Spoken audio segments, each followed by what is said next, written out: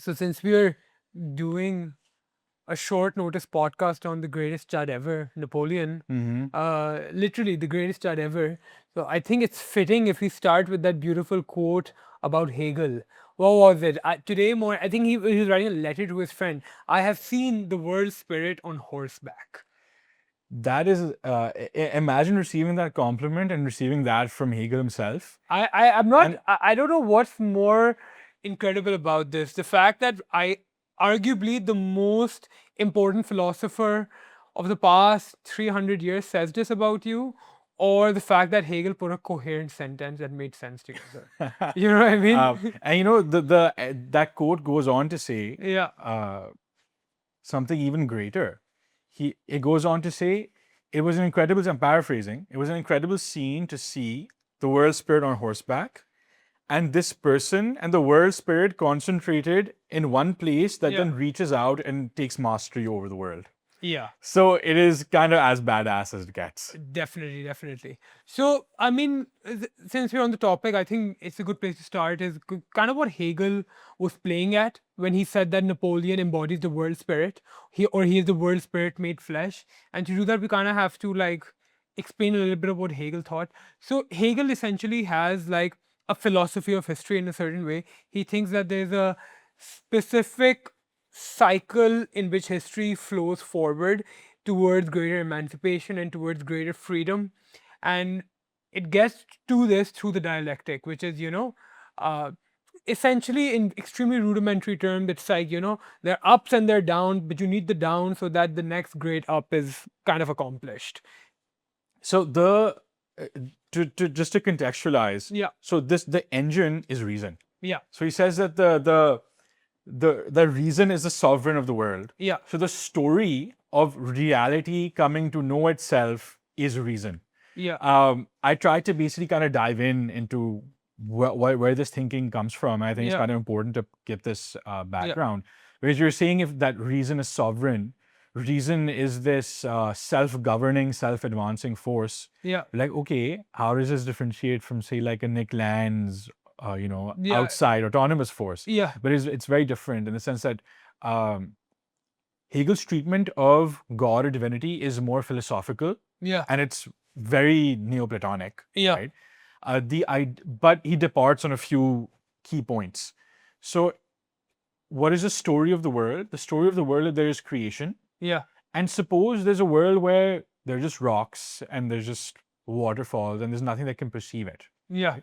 The birth of the human being, in who reason is birth, is the beginning of the universe beginning to perceive itself. Yeah. Right? Yeah. And that's also why he sees the Christ figure as a culmination of that, because in his mind, that's God made flesh. Yeah. That's separation being broken. And that is the high point of consciousness or the Geist coming to know itself, know the world. Yeah. Right? So this is where this advance of reason comes through, this is why you can say it has a telos. Yeah. Right? And which is why you give it the context of everything is advancing towards the institutionalization of reason, which he saw Napoleon as epitomizing. And why he saw Napoleon as being the embodiment of that world spirit, getting to know itself and,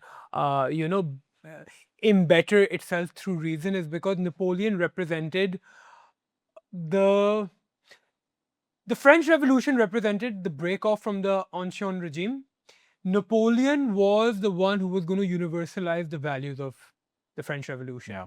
If you look at Napoleon's greatest enemies, it's Prussia, it's Russia, it's Austria, it's Britain. The typical old guard. This was all the old guard, still very, very aristocratic societies, but not aristocratic in the Greek and Roman sense that Hegel has an affinity for. They're feudal aristocracies. It's like, they're feudal aristocracies. They're kind of a degenerate form of what used to be something great in the Roman Empire in the past. The extra significance of this matter, it comes from the fact that Hegel was actually in this town called Jena, where he was writing the phenomenology of spirit when Napoleon rode into it on horseback. The historical context of this lies in the fact that Napoleon's going to war with the same Holy Roman Empire, the 1,000-year-old empire, which has turned into this, degenerate, reduced version of what the aristocracy of old signified. And Napoleon essentially represented the new system, the universalization of the new system, where it's not just a select few who have freedom, but it's a big grand emancipation of all human beings, the universalization essentially of the French Revolution's values. Yeah, no, and there's a lot of criticism that, oh, it's not all human beings. Yeah. But that is where the standard was set. Yeah. That all free people Yeah. have an acknowledgement or a non-thin, a thick version of protection from the law and equality in front of the law. Yeah. And the breakaway is such that, yes, the revolution signified a lot of the values that broke away from the ancien regime, Yeah. but it could not solidify them. Yeah. And Hegel's great take on this is that you had these abstract universals, Yeah. justice, liberty, equality. Liberty, equality, fraternity. Yeah. And you tried to impose them without any mediating institutions. Yeah. Right? You tried to impose these abstract universals on the particulars without understanding the particular. Yeah. And what resulted from that was the terror. What resulted from that was instability. What resulted from that were 10 years of trying to codify a law Yeah. by revolutionary committees and then failing to do so. Yeah. And Hegel's analysis is such that Napoleon is the soul that comes in and manages to institutionalize those values. But there's a kind of duality here. Yeah. In the sense that what is Hegel's process of his dialectic, what is his path to sublation, right? The idea is that there is a thesis, say in this case, or the universal values espoused by Napoleon and his revolutionary brethren. Yeah. Say there's the antithesis, which is the nationalism, say, of the Germans or of the Austrians or the Italians. Yeah. Right. And then the really interesting break Hegel makes is he says that just like all other instances of reason advancing itself or history advancing itself, the negation of the thing is carried within its bosom. Yeah. What does that mean? That means that as Napoleon taught the world universalism, Yeah. he also sowed the seeds for nationalism as a response to him. Yeah. And this is all the more prescient when you consider the fact that when Hegel actually said all this about Napoleon in the Prussian Empire, right? The humiliating defeat that Napoleon inflicted on them at Jena Auerstadt, I think that's how you pronounce it. That was actually the basis for the modernization of the Prussian army. Like Chandler, whose book I relied on a lot to prepare for this episode, he basically describes it as that the Prussian army was essentially stuck in 1762. They bought a museum exhibit to a knife fight against Napoleon, and they got absolutely dominated. And it's only out of that dominating humiliation, the end of this 1,000-year-old empire, the absolute desecration of a great, very, very prestigious army in the form of the Prussians, did they modernize it? Did they create a more modern, appropriate fighting war system?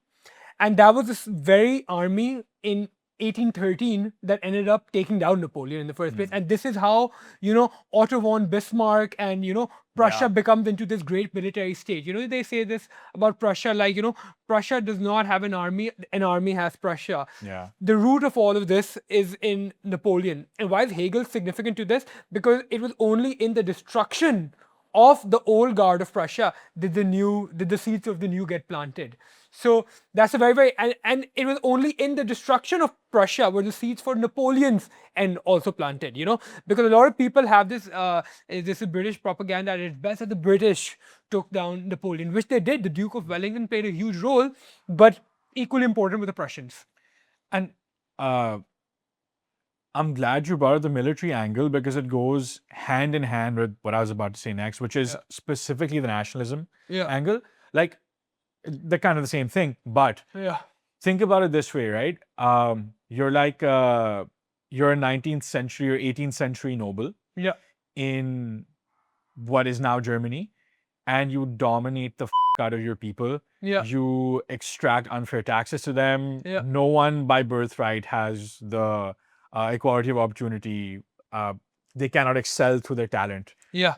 And then an emancipatory army comes, led by Napoleon, who has this prophetic vision of himself.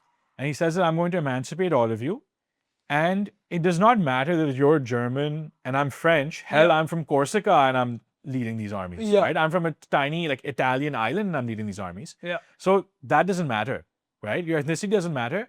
We're all equal in the eyes of the law, in the eyes of God. Yeah.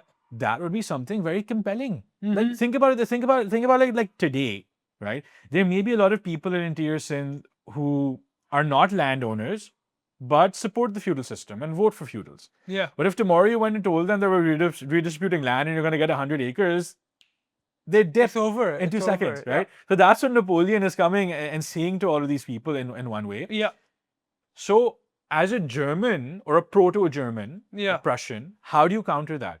You say that actually there is a German national identity. Yeah. And Fichte is the person who's credited with most, like, he plays like an Iqbalian role, the way Iqbal Yeah. did for the Muslim subcontinent. Yeah. He comes and says that, like, and he forms it in an almost completely negative exercise where he's Yeah. saying that these Romance languages, like these Italians and these Spanish, they've chosen this dead tongue.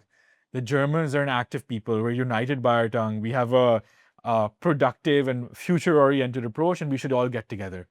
And then there's the start of the German nation. Then it turned into the armies that you're talking about, and then it turns into Prussia and, Yeah. runaway force in history. Yeah, absolutely.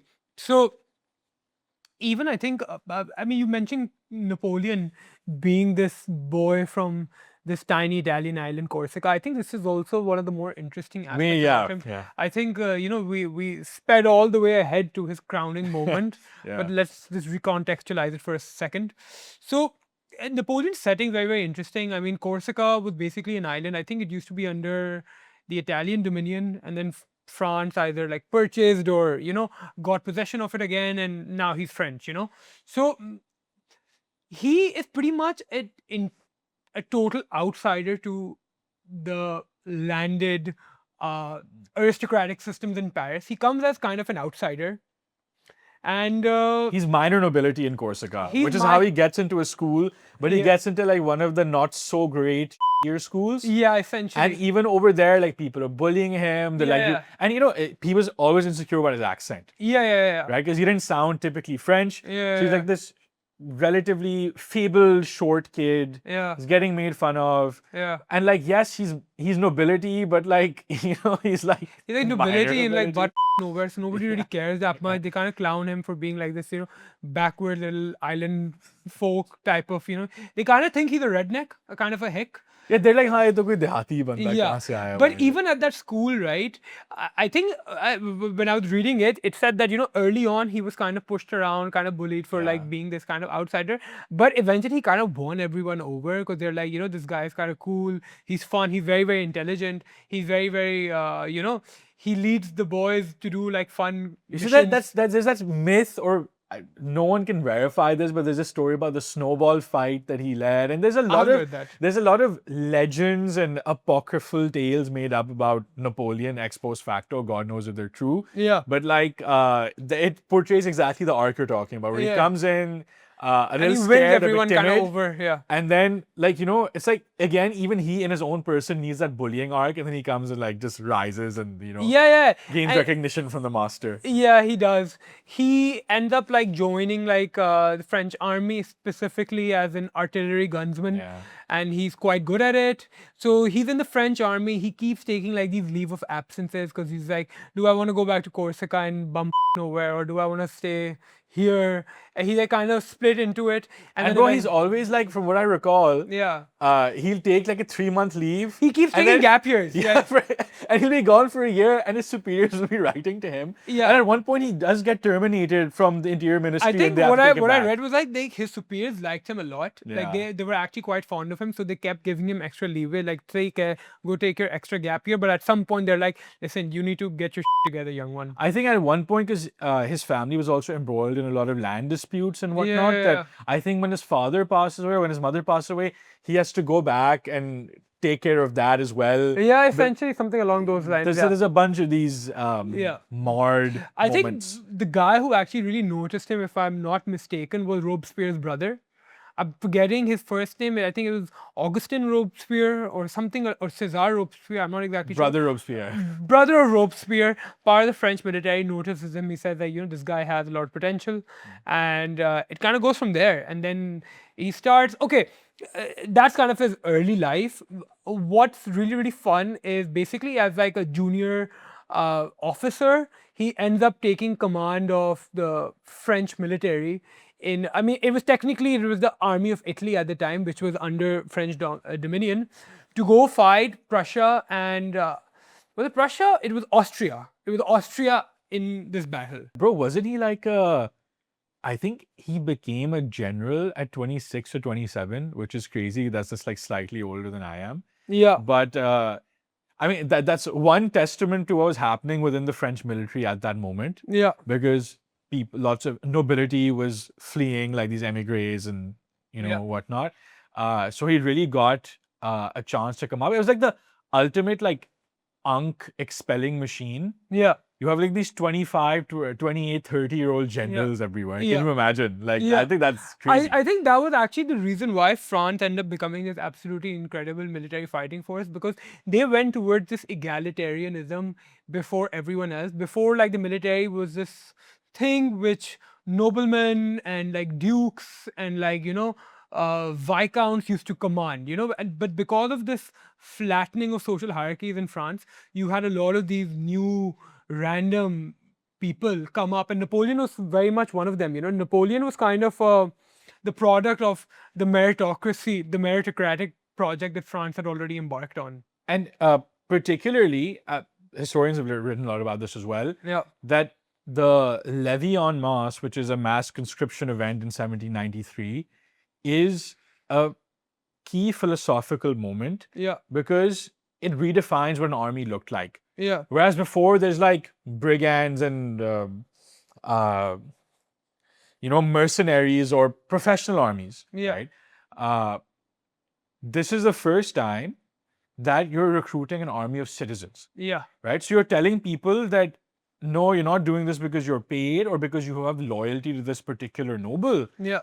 You're doing this because you have a national duty to France and you're an equal stakeholder in what comes of this war. Yeah. Because yesterday, you can't enter university. Yeah. You can't hold an officer's position in the civil service or in the military. Yeah. But all of a sudden, even as a foot soldier, you have this promise that when you come back post-war, you may be able to get an education, or at least your children may be able to get an education. Yeah. So you're fighting for a future that is all the more yours.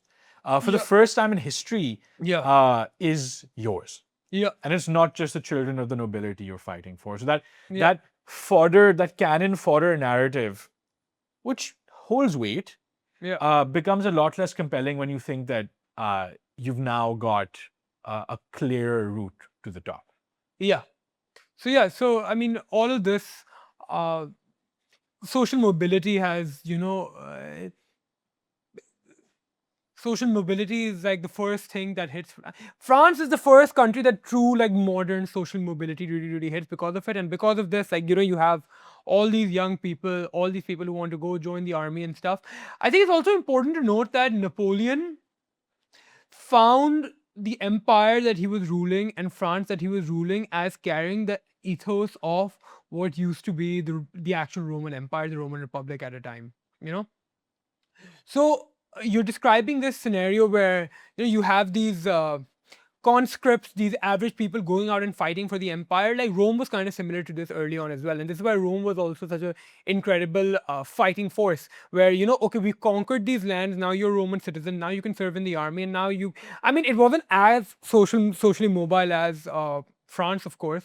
I mean, it's almost 2,000 years before it. But you also had a similar thing going on there. And it's also important that even in his fight against Britain. Like, he views Britain as like a modern day Carthage, as in there's this mercantilist power, totally disconnected from any semblance of love for the land or communitarianism or any heroic aspects. They're just like this capitalist, mercantilist, mercenary machine, and he really hates that. And he views himself as, like, continuing the legacy of Rome. That's why I think he was the first person who used emperor as a title ever since the Romans.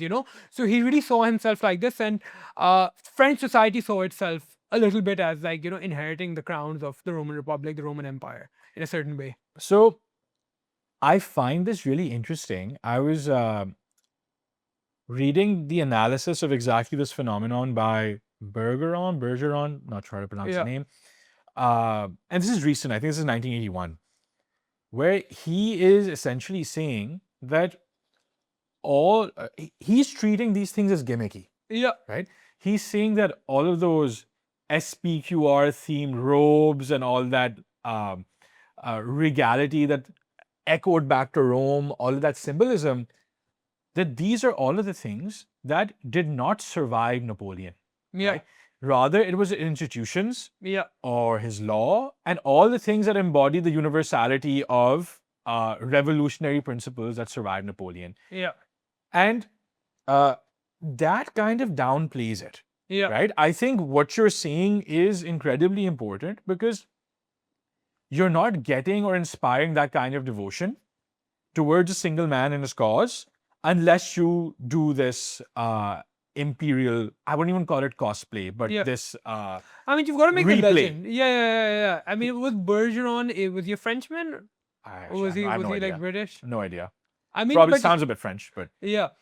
I get what he's saying, right? It is true. So what he's saying is literally true in the sense that obviously those are the only things that have survived, right? Yeah. But in making those things happen, that entire harkening back to the Roman Empire and that symbolism was of crucial importance. Like, you're not having one without the other. No, absolutely not. I mean, if you want people to band behind your cause and stuff, you need to, you're not spilling all of court secrets to them, right? You're not giving them the entire context of ye hua to wo hua to ye hua, so this is why you should support me, right? You have to give them a propaganda. You have to give them like a story that you can sell to them and get people on your side. And Napoleon was a master of this. Like, he was a master of creating his own legend. Like, even at St. Helena, when he was in exile and stuff, he does this entire retrospective. He's like, yeah, the British beat me, but I'll get the last laugh in the books of history because I'm going to rewrite my legend. And who wouldn't want to read it? You know what I mean? Who wouldn't want to read it? From the horse's mouth. Hegel's take on this, the Roman symbolism and harkening back to Rome is also really interesting because he's saying that, look, you kind of have to do this, and every great social movement or political revolution has to do this. Of course. Because especially when you're on the verge of something new, you do not yet have the symbolism or vocabulary to articulate it. So you borrow it from the past. Yeah. Right? Yeah. And in that moment, before the sublation, before the end of the dialectic, where the antithesis and the thesis come together for a synthesis, you need to borrow from the past. Yeah. Right? And then Marx flips this, right? In the sense that, yes, he acknowledges that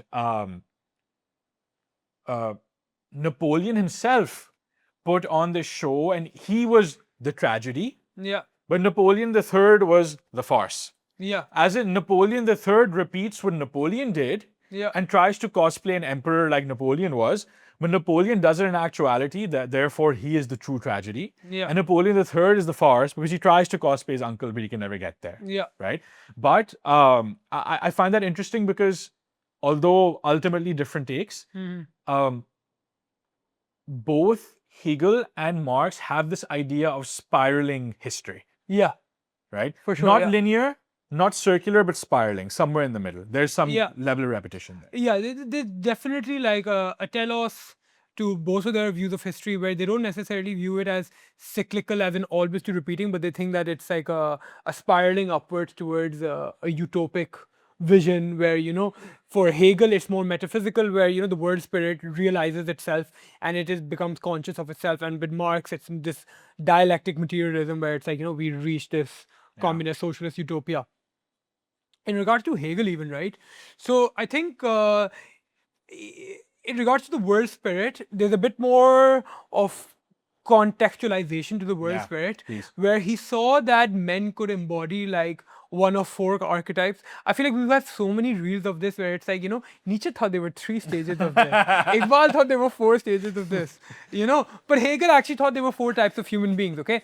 So there's the hero, the person, the citizen, and the victim, okay? So the hero is like, the hero embodies the world spirit. The hero brings about new changes in epochs where he synthesizes the old with the new and creates the new world, the new beautiful world that we're about to live in. Napoleon is the hero. The tragedy of the hero is that they're not really in command of their own fate. It's like the world spirit has particularly chosen them, so it's like in a way they don't really have any much free will. It's like history, the forces of history, the spirit of history has very much commanded them. Like, you will fulfill this role for me. You will fulfill this change I want to see in this world.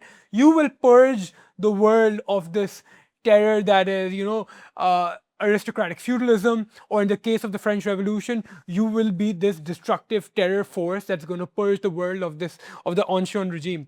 And Hegel also has this attitude towards violence where it's like, he doesn't very much moralize it too much, at least in context of Napoleon. He kind of sees the destruction and the terror that he brings, or the French Revolution brings, as necessary forces for history to progress, So, once again, he's a German in a village that Napoleon has just rode into, and he's about to, like, run rout on the German army, but he has like a sense of excitement about this. He's like, the winds of change, they are here. You know what I mean? In the form of Napoleon. So that's kind of what the world hero is. So, just to go even further on the world spirit idea,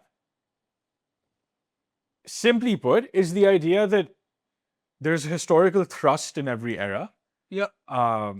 And there is this direction, this crescendo of social and political and historical forces. Yes. And the zenith of that is often embodied in a single person. Yeah. Right? So say that's Napoleon. Yeah. Right? And, like you were saying, that the historical forces leave the person not much choice. Yeah. Right? There's three levels on which Hegel is describing this person. Yeah. One is that, they kind of sometimes have a local mission or an instinct to do this thing, Yeah. which the world forces, the world spirit, the Geist is compelling them to do. Yeah. Right? And they're fulfilling it without really knowing what they're doing. Yeah. Right? As in, Napoleon knew in that moment that he was conquering parts of mainland Europe and Africa and trying to conquer much of the world. Yeah. Right? But he's running a proto-European Union in a way.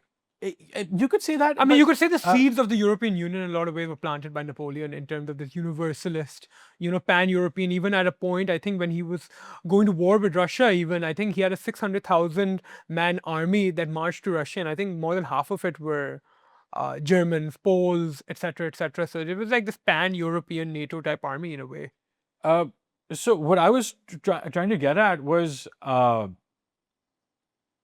he didn't know exactly what he was doing, as in the forces he unleashed, one of which could be, say, this proto-Europeanization, and also the opposite force, which is nationalization. Yeah. He does both, Yeah, right? absolutely. Or then the Napoleonic Code that outlasts him by several hundred years, or the lycées, or any of the things that he drew up in relative haste in between military campaigns, which he, at that time, may not have realized what was advancing the Geist or was advancing the reason of sovereignty through history. Yeah, as in, absolutely. He's there, he's like, okay, I'm forming this new state. Was he necessarily conscious of the fact that he is completing what the Geist needs in order to be the universalization of reason? Not necessarily.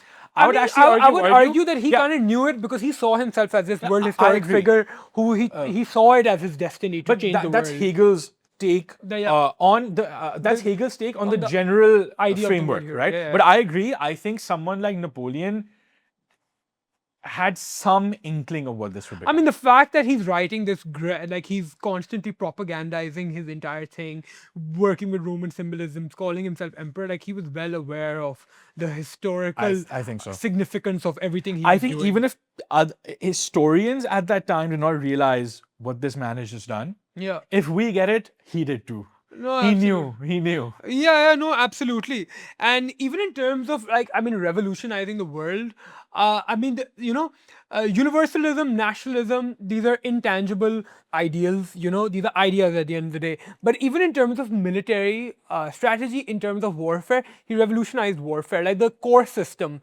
right? Smaller, like mini armies, 20, 30K people with their entire own cavalry units, artillery units, like, independently functioning mini armies, the corps system. Like Napoleon introduced it, there were a lot of like battle formations where, there was like a diamond type of battle. His army would march in a diamond type formation. And this And is the thing we did with the bridge as well.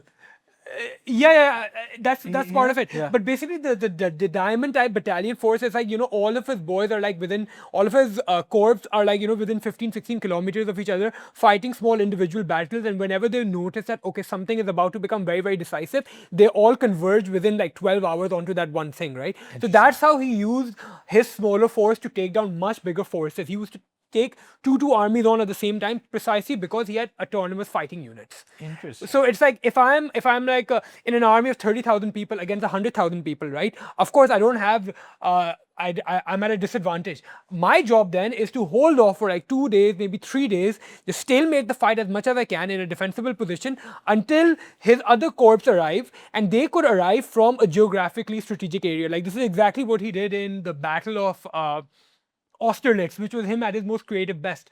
So he was up against, I believe it was the Prussian and the Austrian and the Russian armies. I will give me a second. Let me just double check. I don't want to mistake this. So he was up against the Russian and the Austrian armies, okay? So, I mean, he kind of feints like his right flank as being weak. He undermans his right flank in a bad location on purpose to, because at this point, the enemy army had the height over them, and it was like freezing cold below. It was like they were on an iced over lake, etc., and they had the height. So he feints like a weakness over here on his right flank, gets those guys to leave their height, and they're like, okay, we can totally destroy Napoleon's forces here. They didn't know that they had other corps like waiting in the wings, kind of watching this from a distance away, observing what's happening. And as soon as they left that height, right, Napoleon's other corps went and occupied those heights, and they started raining like fire down onto that lake, just destroying everything. So like just the idea of these autonomous fighting units, he would take the central position. Like if there were two armies he was facing, he would take the central position, hold off one of them, just fight one of them until like he has a numerical advantage, and he was to converge everything over there. He really weaponized the idea of speed. There's another thing about his military tactics. I mean, I'm going off on his military tactics, but I think they were also extremely important because before him, right, most wars were wars of attrition. Long, 10, 15, 20, 30 years wars, stuff like this. Napoleon would gun for the decisive battle. Napoleon wanted to end his campaign within a month, 3 weeks, 2 weeks. He just wanted to get to the fastest battle possible, and he wanted to engineer some sort of decisive battle against his enemies. How he would do that, he would lure them into traps, because he felt like, if I get in a decisive battle against them, my knowledge of the geography of the region and my knowledge of tactics, I could them. I could finish it very, very fast. So that was a very, very interesting idea. Like he's like proto blitzkrieg. He's like proto the corps system. So yeah, he really revolutionized warfare. Like I would imagine that I don't know how tactics of that kind of infantry or that kind of artillery apply in the modern day, but I would imagine that general attitude of blitzkrieging an opponent, if it was this groundbreaking, persists till today. I mean, the Germans used it like crazy in World War II. I'm pretty sure it still does in some. I mean, I'm not a military expert. I'm sure there might be some people who butcher me for this, but this is essentially like some of the genius innovation that he made in military. Okay, so we've been talking about Napoleon as this world-bending, groundbreaking, reality-altering figure. Yeah. Nietzsche calls him a synthesis of the inhuman and the superhuman. Yeah. Right. He admires him greatly because he thinks that he was a rare instance in that period in Europe of an individual actually asserting their will and forming reality in real time. Yeah. And manipulating world forces. Yeah. He was the Ubermensch. Yeah, he was the Ubermensch, as opposed to the flattening that followed. Yeah. Herd mentality, democracy, and even though Napoleon himself comes in embodying a lot of universalist principles about equality, right? The fact that he has imposed them of his own will is something that is very valuable to Nietzsche. Yeah. Hegel sees him as this world historical figure, Yeah. right? Carlyle, another great philosopher, sees him as Great one of the man. great men. Yeah. Like, the history is And essentially then, the autobiography of great men. And I think he retains the highest praise for Cromwell, because he's British, of course, and Napoleon. and then where does the opposing side come in, Yeah. right? It is thinkers like Tolstoy, it is thinkers like Marx. Yeah. They've actually got quite a bit to say on this. I think Marx's critique is a lot stronger than Tolstoy's. Tolstoy, for whatever reason, almost seems to have a personal gripe with Napoleon. Yeah. Like throughout his works, he's berating him, he's making him look incredibly vain, prejudiced, narrow minded. And however you view a figure like Napoleon, to do all of the incredible things that he did, uh, I think Tolstoy's take on this has aged terribly. Yeah. Right? His fundamental contention is more than with the greatness of Napoleon, with the idea of great men, it's that idea itself, Yeah. right? Because he says that as opposed that this entire fiction of men, individuals imposing their will upon the flow of history is itself flawed, and instead, what moves history is the congregated, compiled will of millions together. Yeah. Right? And there are so many variables, there are so many little moving parts that anyone who tells you that they know what's coming next is lying. Mm-hmm. Right? So even if he talks about the Battle of Borondino, I'm hopefully pronouncing that correctly, where he says that all of the incredible decision making that's attributed to Napoleon during this battle, or even like in Austria, let's say, is only because he succeeded, and retroactively you're saying he did well. Yeah. Right? And that in the moment he couldn't have known which order would do well and which one would fall flat. I mean, nobody knows what's going to happen the next moment. You do your work, you have faith in your planning. Exactly. Like Napoleon was, I mean, this isn't on his own account, this is on everyone else's account. Like the guy had health problems because of how hard he worked and how hard he Yeah. studied. And the guy would like sit and read, like, I mean, he was a major nerd, by the way, huh? He used to sit and read geography and mathematical books to Yeah. make his like military tactics. So, I mean, Even when he joined the artillery, his Yeah. biggest advantage was because he was educated in the science or the mechanics of the artillery, he outperformed everybody else. Yeah. Yeah. But the thing with Tolstoy is, and even Isaiah Berlin in The Hedgehog and the Fox, where he's critiquing Tolstoy's critique of Napoleon, Yeah. he says that, look, yes, he has this alternate view of history, Mhm. but what kept coming to me is Tolstoy cannot explain the everlasting Napoleonic code. Yeah. He cannot explain the influence of the lycées, of the polytechniques. Yeah. Any of these things that have outlasted Napoleon by a couple of hundred years, Yeah. they can't be coincidences, Yeah. right?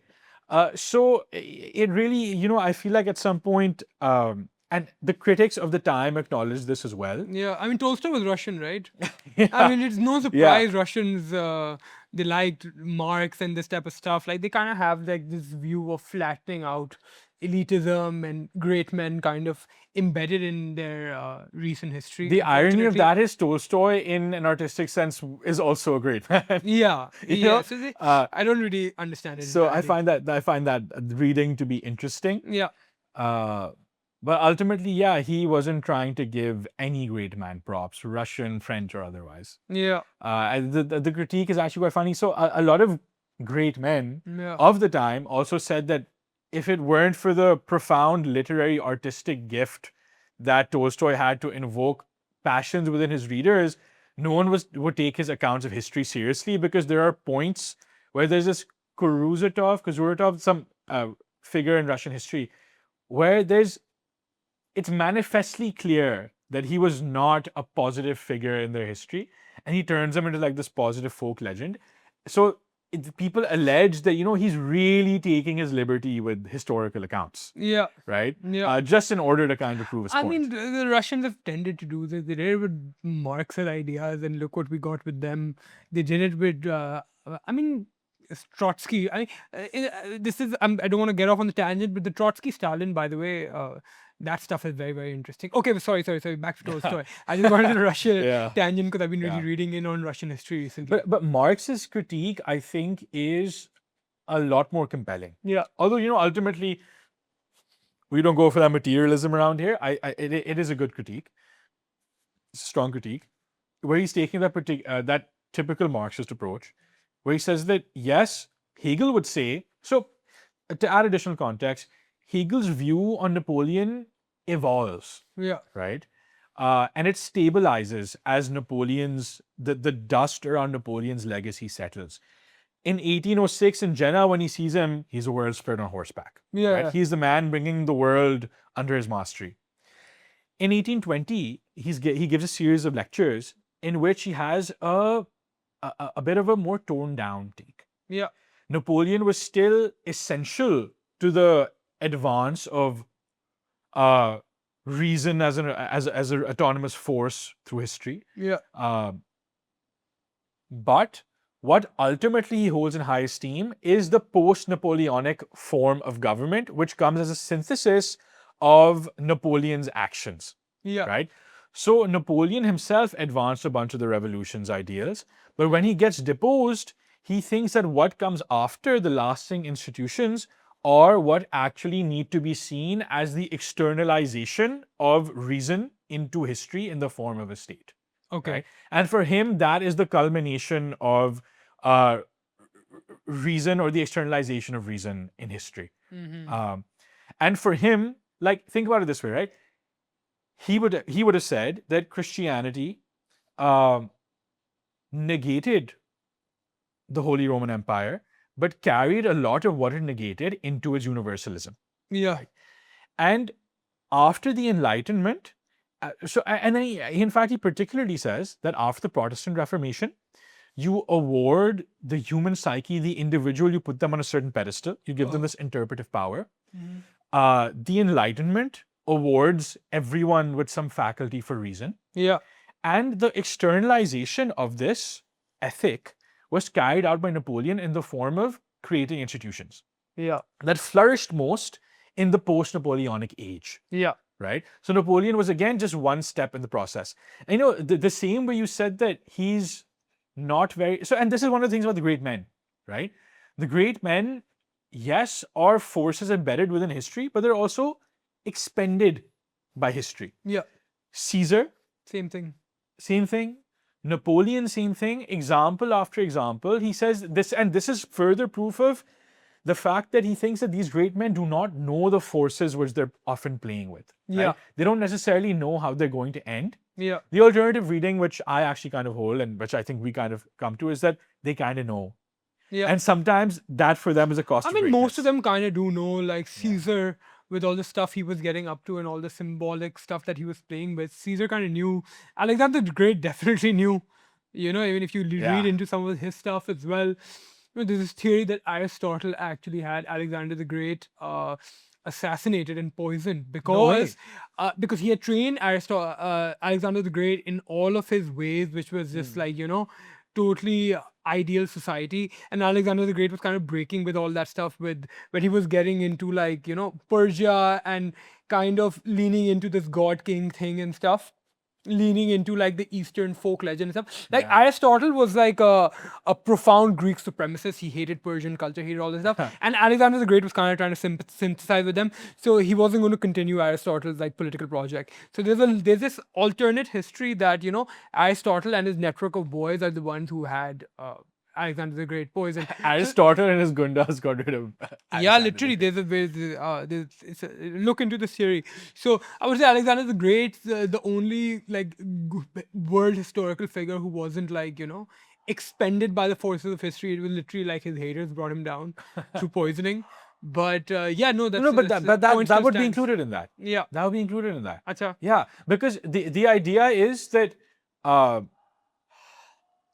whatever forces you unleash, and this is why I think this actually drives our point home, because anyone who is, say, challenging the existing order, whether it's a Martin Luther, right, who says I'm carrying out what will become the Protestant Reformation. Yeah. Sure, he doesn't know that 300 years later we're necessarily going to call it that and it'll be perceived a particular way. But he knows he's pushing all the wrong / right buttons. Yeah. Anyone who does something historically momentous, who's a thinker, who's Yeah. a pragmatic, practical man, knows what they're doing. Yeah. So in that sense, I think these world historical figures know full well. Maybe they don't have a full grasp of what's going to happen in the future, Yeah. but they know their lives are at stake. Yeah. And they know that they're playing with like these transcendental almost forces that are bigger than everyone else. Yeah. I am pretty convinced of that. No, I think so. I don't think anyone is like stumbling into I'm this great accidentally. It's Yeah. like, you need to have a certain level of almost inhuman arrogance to kind of do the type of things these guys do. And I think a lot of these people, are made to feel smaller by it. And because of that, like they kind of like have this thing, like even with Napoleon, like a lot of the Napoleon stuff that even I grew up on Napoleon complex, he's just angry because he's short and stuff, and like that really does him a lot of disservice, and his character really a lot of disservice. You know what I mean? So I think some of that is even centered around like okay, how can a normal human being be borderline divine, borderline a semi deity in the way they're operating in the world, I think that and you see this continuously with a lot of these mythical greats. So Tolstoy's thing to this would be that, oh, you're retroactively awarding this merit to him because he was one of the few people that got it right so many times, right? And maybe, and even someone like, say, Zizek wouldn't necessarily argue this, but he has a system of meaning where he says that you attribute meaning retroactively, right? Yeah. So, for example, when you say that I knew the moment I met her, I would fall in love with this girl, Yeah. right? As opposed to I knew the moment I met her, she would be the one that got away. I mean, it's depends on whether you end up with the girl or not end up with the girl, and you structure your past and you imbue it with meaning according to what actually happens. I mean, look, we can try to objectify it as much as we want. They can try to objectify it as much as they want. But the fact that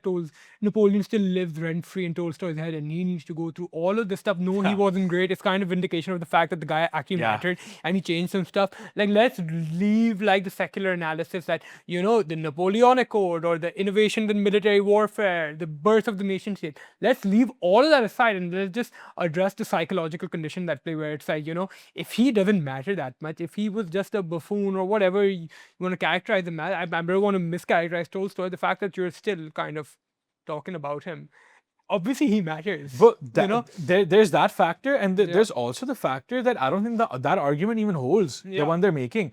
Because if you're saying that, oh, there's 1,000 fools, this is a survivorship bias because you picked the two that actually succeeded. Yeah. Right? There's 1,000 people who behave like demigods, you picked the two that actually succeeded. Yeah. Right? Except when you look today, it is often really easy when you have deep knowledge of particulars of a field, right? Say you're really into XYZ phenomenon, say you're really into fashion. Yeah. Right? If you pick out a fashion designer from like a batch of 100 and you said this guy's going to make it and then he makes it 10 years later, that's not a coincidence, right? You saw something because you understand the particulars of that field, right? I remember like this is a tiny example, but what's that politician's name, yaar? Rees-Mogg.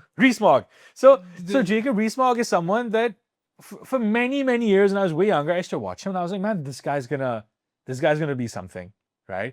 And then he gets to the treasury and he's like no longer a backbencher. And I'm like, dude, okay, that, I'm not saying I'm a political guru necessarily, but as someone who's in the space, I saw a talent in him that was then recognized and he rose. So anyone can see this. If you're an artist, you'll see this in like a younger artist. So it's not a coincidence that people saw the Napoleon or that brother Robespierre saw that Napoleon was going to rise. Yeah. So I don't think that's a coincidence. No, absolutely not. Shall I give you a funny story about this? You know Rami Malek, right?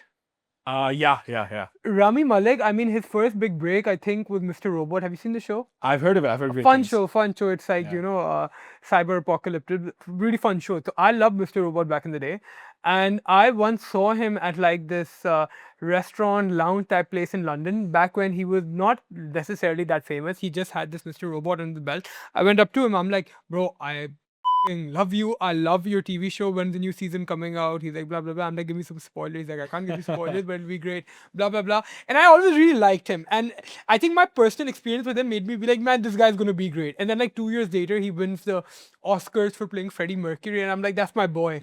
I always knew he'd make it, you know? No, that actually fits Yeah. what I'm trying to say Yeah. perfectly. Yeah. I'm like, he was a very, very sweet guy. He's like, you want to smoke a cig with me? I'm like, I don't smoke cigs, but like I'm gonna eat your head in the smoking zone if you don't mind. He's like, yeah, sure. I sat and had like a 5-10 minute conversation. Very, very nice. That's really interesting. I didn't Very know that. nice guy. Very sweet guy. I've been rooting for him ever since. So there's also parallel criticism Yeah. of Hegel, and like some heavy guys have voiced this, including I think Schopenhauer, where they're saying that look, your entire movement of reason through history Yeah.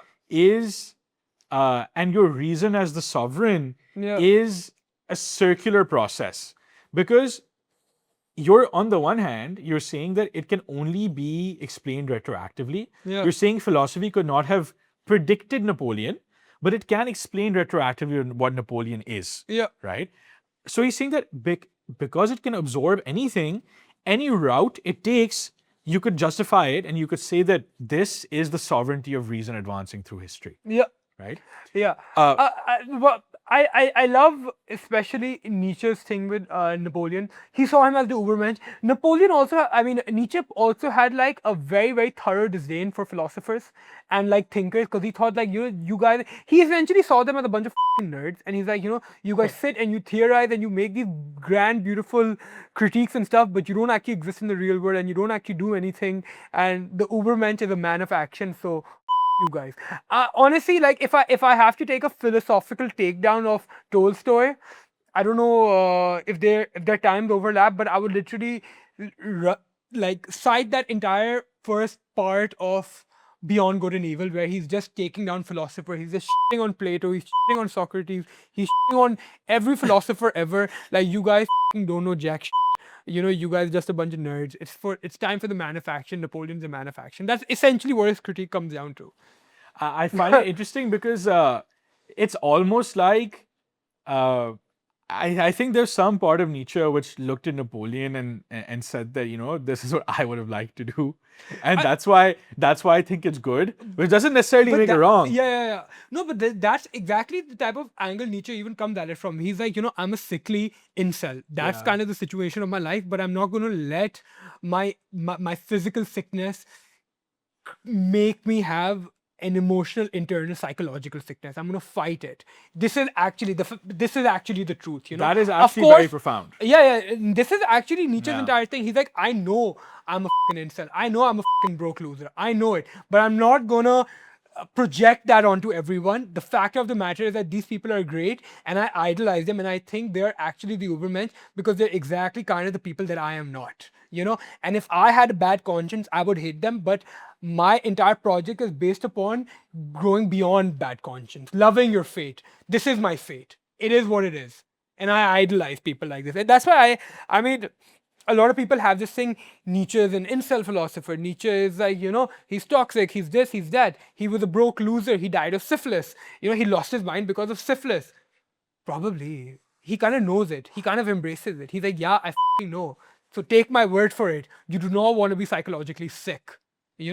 And dude, I see this as someone who philosophically, principally, I admire a lot of Nietzsche's work. I think they're very useful vectors. I often use them for their explanatory power.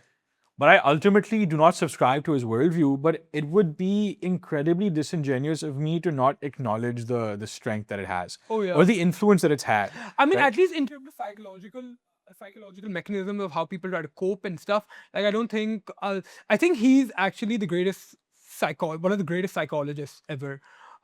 Just in terms of how he diagnosed slave morality, master morality, all of these type of things. Like, you don't have to necessarily agree with a lot of his stuff, and I think a lot of his stuff does borderline on. It's a bit heretic, it's a bit like edgelordy, but the things that have value, I think it's difficult not to look at it and like I fully feel agree. moved by And some of the stuff he writes, man. the Nietzschean psyche Yeah. that is his direct contribution to world philosophy Yeah. is writ large against across the next century, couple of centuries. And that's something you can't ignore. I mean, the and fact that kind of makes him a man of action as well. Yeah. And even I don't, I'm going to go Nietzschean on you and manipulate reality by saying that it doesn't matter whether Nietzsche considered his contribution a valid manipulation of reality or not, but he is effectively, retroactively, in hindsight, an Ubermensch. Absolutely, yeah. I mean, he transcended his own limitations Yeah. in the most profound way. That's why when he finds in Napoleon someone, so Napoleon establishes the Napoleonic Code, which is an incredibly influential system of laws that governs like something like 60% of the world at its height, Yeah. at its peak. And Nietzsche engenders this psyche that governs significant portions of the world population and at least governs some part of everyone's mind. Yeah. And that is incredibly powerful. Yeah, absolutely. And this entire thing, even when you talk about the universalization of an idea, which Napoleon did, even there should be some nuance afforded to Nietzsche's entire thing with Christianity as well. He actually saw Jesus Christ as the Ubermensch. He was the only one true Christian. Those are his exact words. He was actually that. He had issues with Christianity. Aleda. I don't want to repeat them because they're like, they're not the nicest things. They're not the truest things either. Rene Girard breaks it down really, really well if you're interested in it. But in terms of the charity that he does afford these type of people who really change the course of history entirely, he sees even Jesus Christ as like, this guy is the Ubermensch. He was the one true actual Christian. He lived and he died for that cause. He transcended more than any man prior to him did. That's what I kind of like about these vitalist guys, because at the very least, they're giving these world historical figures their props. Absolutely. Which is something you just can't deny.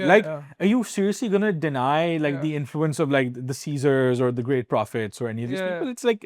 It's kind of dumb. It's kind of it's like it's kind of like it's ultimate it's copium, cope. bro. It's ultimate copium. And like these guys hate the most, like the vitalist philosophers. It's like they all hate Plato particularly. Like Nietzsche hates Plato and Socrates. Iqbal also Iqbal hates Plato. He hates Plato. Yeah. And I'm gonna be fair. I like Platonic thought. Like initially, I had a little bit of this. Like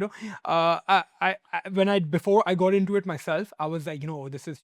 It's actually quite interesting. Like I think you and I are both quite interested. Yeah, absolutely. It's definitely interesting. So but I'm dude, Plato's catching strays. Not just in Iqbal's prose, but even in his poetry. ऐसे जाते जाते इन असरारे खुद ही ना इकबाल प्लेटो को धो देता है ऐसे जाते जाते एक लगा देता है. So there's it's quite interesting. Like there's the vitalists hate Plato. They love actual men of action, and then the actual philosophy gooners they hate men of action in a way. I understand. Like I have deep contentions with Plato on a philosophical level. Yeah. But I think ironically, the vitalists should also appreciate that just because of the incredible influence he's had on reality. Absolutely. I mean, all political philosophy is downstream from Plato's thought. There's no Plotinus, Ibn Sina, Ibn Arabi either, if this is, Absolutely, yeah. There's no republic. There's none of those things. Yeah. I mean, you basically have two models of governance that are both based on Platonic ideas, which is laws in which you have a theocratic police state. And the other one is the republic, in which you have this secular police state, which have ended up in some way, shape, or form, guiding the trajectory of governments ever since. Bro, the world of forms, which turns into the imaginal realm for mystics, from the Kabbalah to Jung's world of symbols to the Islamic imaginable realm of Ibn Arabi. So none of this really is there without Plato's imaginal realm. I would say pretty much all political philosophy has got a Platonic dimension to it, because all political philosophy is kind of essentially based upon, here's this utopic vision of the collective society that we can have. This is the ideal we need to pursue, and we need to restructure this incomplete, imperfect material world in accordance to these. And even this if you've constitutional ideal, be it the Communist Manifesto, be it Adam Smith's pure capitalist system, be it a pure libertarian Mises system, all of it is kind of an offshoot of Platonic thought. And even if you've got, say, a more Aristotelian tilt, you're still in dialogue with Plato. Oh yeah. It always in itself or as a relation to itself ends up becoming relevant. Yeah. Right? Napoleon's most lasting contribution, which is the Napoleonic Code, Yeah. deserves a bit of a spotlight. Mm-hmm. You've got the three cornerstones of civil law, which are equality before the law, sanctity of property, and sanctity of contracts. Yeah. Right? The idea being that, and you know, each one is revolutionary in the sense that one, inequality before the law, before this breakaway moment in history Yeah. of Napoleon instituting civil law, your legal status, how protected you were, was directly tied to your status at birth. Right? Yeah. So if you're nobility, you get certain protection and certain laws apply to you. If you're a lesser being, they don't. Yeah. Property, the idea that you could dispose of with your own private property as you see fit, especially as a commoner, was an entirely new one as well. And then three is what makes modern social relations possible, which is the sanctity of contract, right? Yeah. And the state enforcing it on equal footing for everyone around them. These were the externalizations, say, out of the world historical spirit Yeah. of that sovereignty of reason. Yeah. Right? Now, the criticism that Marx levied against them, I think, is actually, from a Marxist perspective, very coherent. Yeah. On the one hand, he's saying, like, yes, okay, you've instituted an actual secular state and you've removed the church from its official governing capacity. You've taken away a lot of their lands, you've confiscated much of their goods and even their authority. Yeah. But he says that the actual religion of the people, not the professed but the acted out religion of the people, is capital. And you have given that safe haven by ensuring the right to hold personal property. Yeah. Right?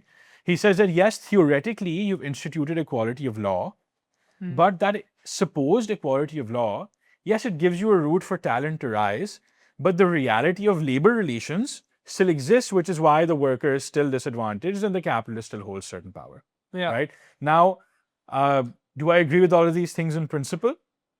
No. Right?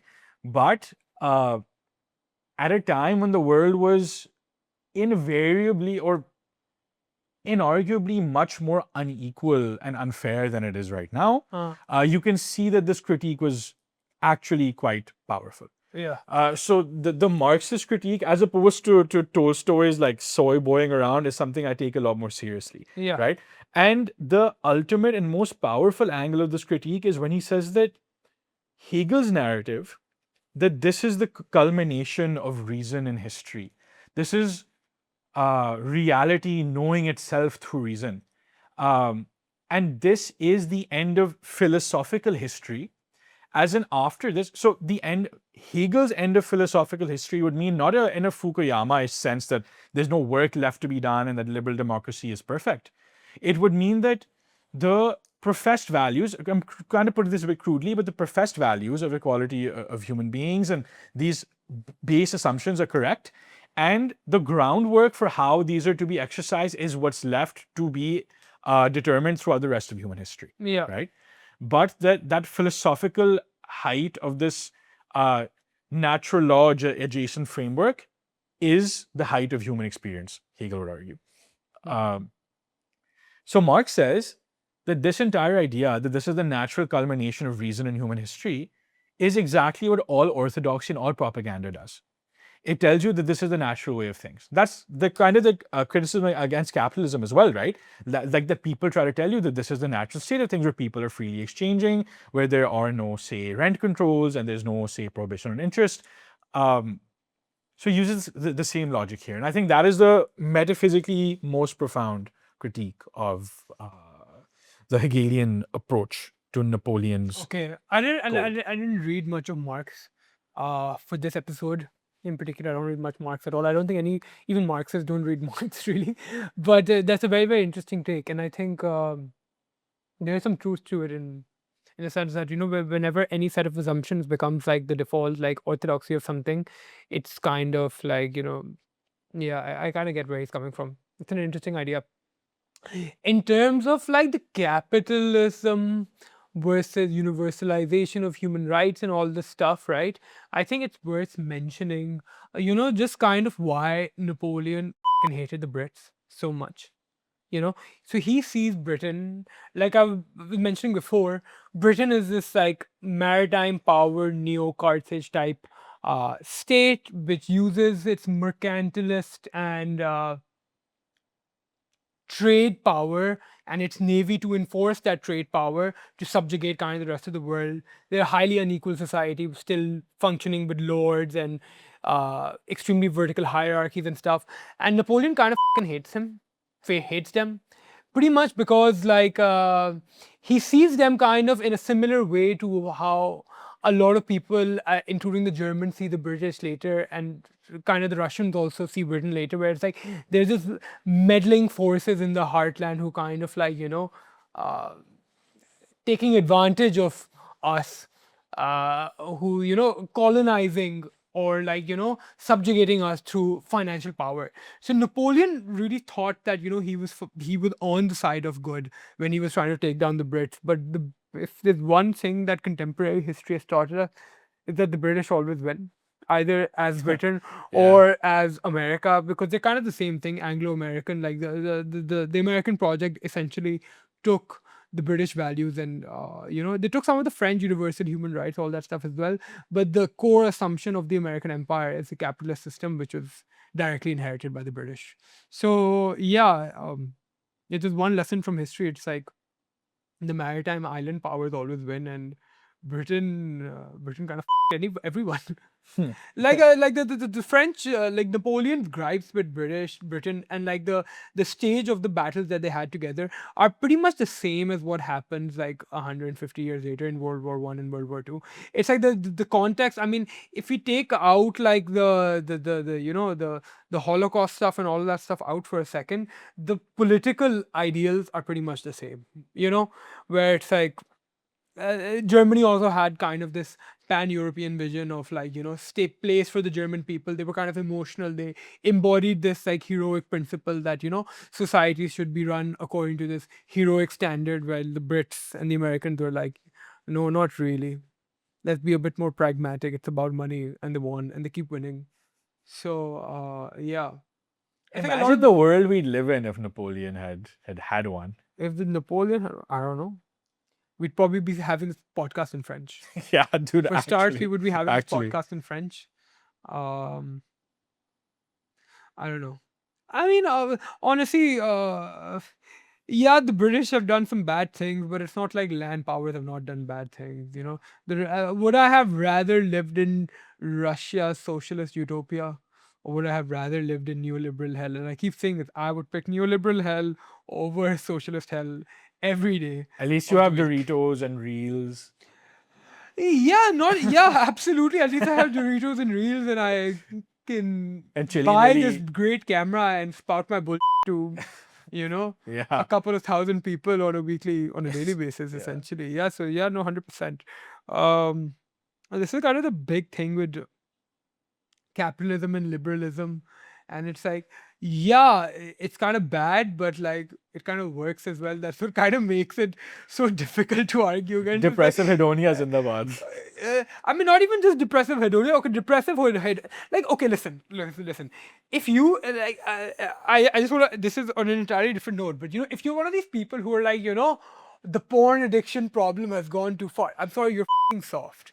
Like, I hate when people. What do you mean? Wait. Depressive hedonia, Back up. right? We're What do talking you about mean? depressive hedonia, right? Yeah. People talk about stuff like, porn addiction or dopamine addiction and Yeah. all these the softest things possible. It's like, porn addiction ruined my life or dopamine addiction ruined my life and stuff. And it's just like, get a fucking grip, bro. It's like you're comparing the stuff to actual drug addiction and stuff, and how this replaced to depressive hedonia. It's like people need to like just learn to fucking control themselves a little bit. Like, I get it, depressive hedonia fucking sucks. You don't want to be constantly seeking that pleasure, but it's kind of your job in the sense like stop being a tard as well. No, okay, It's like see the deception at the heart of it it is that Yeah. it's really easy for something like this to creep up on you because Yeah. it seems really small. Yeah. But at the same time, it is true that it is obviously way easier to break than like an actual drug addiction or something like that. Yeah. Like not scrolling reels for 2 hours a day Yeah. is definitely easier than getting off heroin. Yeah, absolutely. Yeah, so it's like sometimes like you see a lot of Zoomers talk about like these are the toughest times ever. It's like I'm like I'm this, I'm that, and it's just like literally bro touch grass. Sometimes it's just like touch grass. So yeah, well I think depressive hedonia is real, and I schizo ranted about porn for a second, but it's just like people need to get a grip with this stuff. Like this stuff is not ruining your life; you are ruining your life. Yeah. You get what I mean? Is it It's a literally problem? like daily Yes. small bad Yeah. decisions. Is it a problem? Yes. Is it a reality you have to deal with that your parents didn't have to deal with? Yes. What are we gonna do about it? You know what I mean? You don't want. I mean, nobody wants to go back to the 80s. Yeah. Really, you don't want to live your life without your phones and stuff. I don't want it. I don't want to live my life without modern technologies. And you just have to find a way to work yourself around it. You've got to truly become a transhuman Ubermensch, where it's like you learn to navigate the technologies Yeah. in their favor. So yeah, I don't know what Napoleon has to do with this, but oh yeah, so capitalism, yeah, it's like Fisher's kind of right, but also it's like it's kind of based as well. You get what I mean? Yeah.